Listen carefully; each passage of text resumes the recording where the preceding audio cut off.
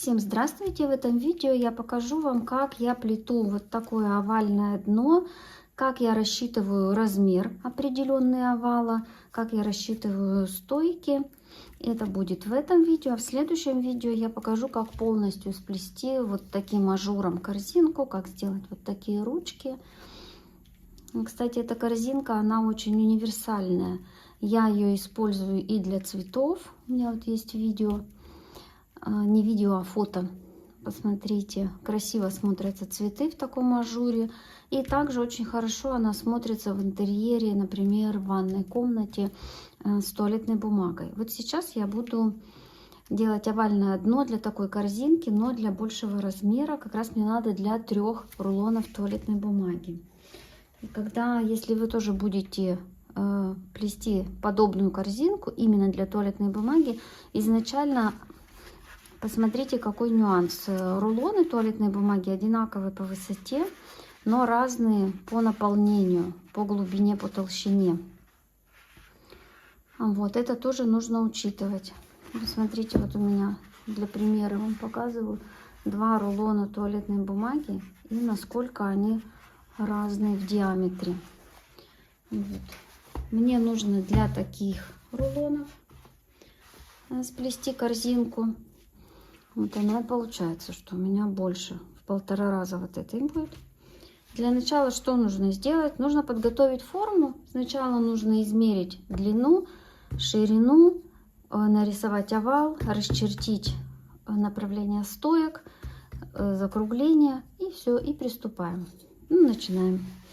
Сначала вот она должна быть довольно свободная, потому что бумага, она сминается, но потом, чтобы она хорошо подходила для корзинки, нужно ее в свободном виде так замерить. Вот у меня 30, вот у меня 36 сантиметров. Обязательно я беру сантиметр на свободное облегание. И ширина у меня 12, еще сантиметр, получается 13. Вот я сейчас буду рисовать форму, то есть это здесь такие закругления. Вот. То есть вот эта вся длина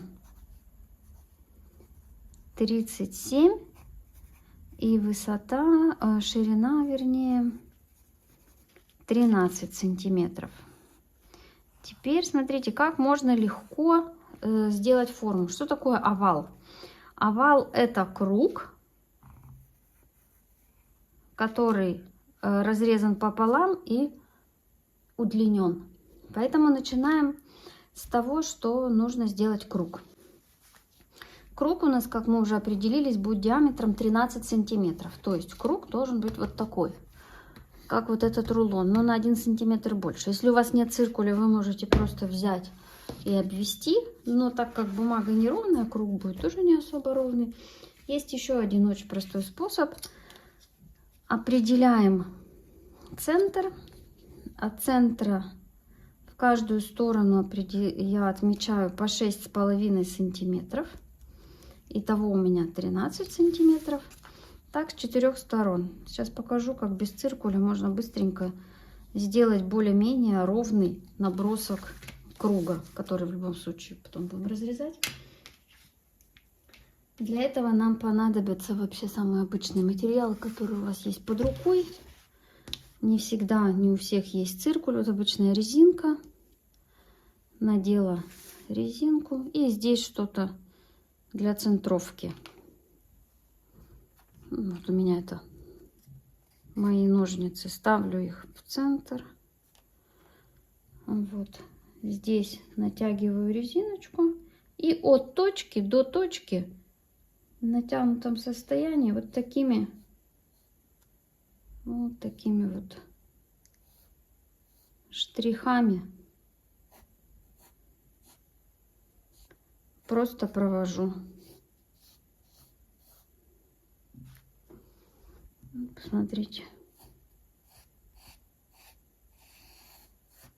Вот такой круг получился. Он, конечно, не идеальный. Давайте немножко вот здесь даже поправлю. Но это такой очень быстрый вариант. Так называется. На скорую руку, но очень даже всем доступный.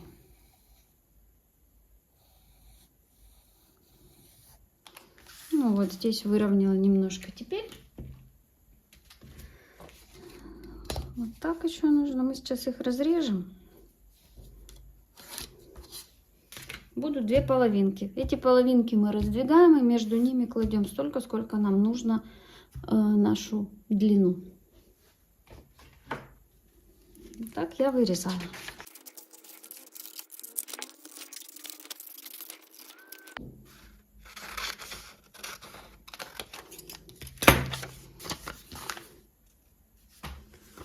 Ну вот, вырезали две половинки.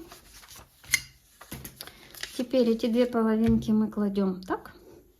Можете даже просто прикинуть. Вот одна половинка. Вот вторая половинка. Между ними еще один рулончик. Вот. Сколько нам еще не хватает сантиметров? Еще не хватает 24 с половиной, но можно даже, наверное, сделать 25 на свободное облегание.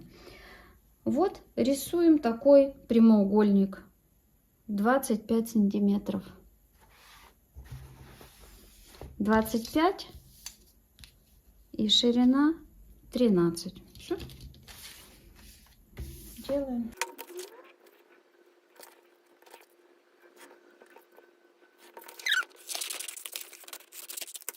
Теперь вот эти детальки просто соединяем между собой. Все. Скотчем. Ну вот я соединила, значит, наш разрезанный круг, потом прямоугольник, и вот наша форма получилась. Проверяем. У нас должно подходить 3. Вот все подходит с небольшим таким вот запасиком на свободное хождение рулона. Дальше. Форма овальная. Это должны быть у нас сейчас стойки. И потом вот с этого места, где начинается закругление, вот отсюда пойдут уже из центра такие лучики, когда мы будем ее закруглять. Основные стойки мы расчерчиваем по прямоугольнику. То есть, смотрите, здесь наглядно видно.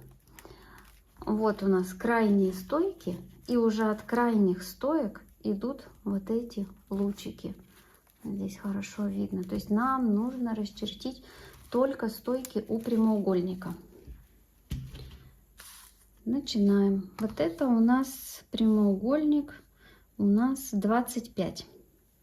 25. Вот расстояние, кстати, я не сказала, здесь у меня расстояние между стойками 3 сантиметра. Вот, видите, 3 сантиметра между стойками. Ну, это вот визуально я вижу, что это такое довольно оптимальное расстояние. Если ближе, это будет уже густо. Если реже, это будет совсем некрасиво. Вот. Ну, я решила здесь оставлю так. Но 25 на 3 сантиметра без остатка не делится. Это получается где-то 20 на 3, чуть больше 3 сантиметров. Где-то 3,1, 3,15.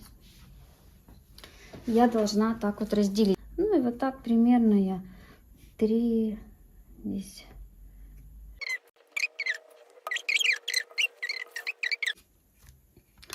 И провожу линию вниз.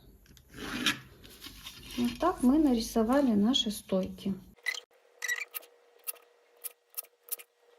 Так, мы расчертили, 9 получилось стоек, и теперь еще нужно нам обязательно расчертить вот эти стоечки. Это будут вот дополнительные наши стойки, которые делают нам овал. Итак, я здесь уже вот намечаю.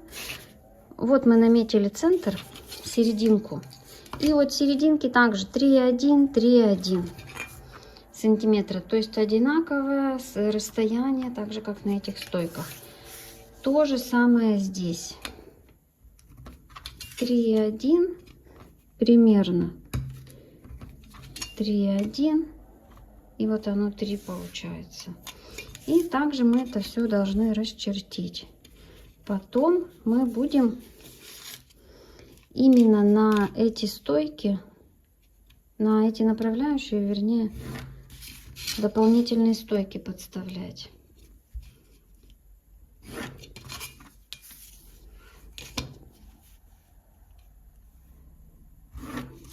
Чуть-чуть вот так.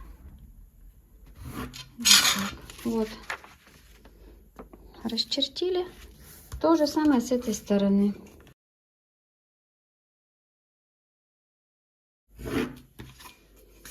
Ну вот. Вот и все. Наша форма готова. Я буду плести по этой форме вот такую корзинку, как я и говорила в начале видео. Только размер уже вот такой. Как я буду выплетать донышко, я покажу в следующем видео. Всем легкого плетения и красивых изделий.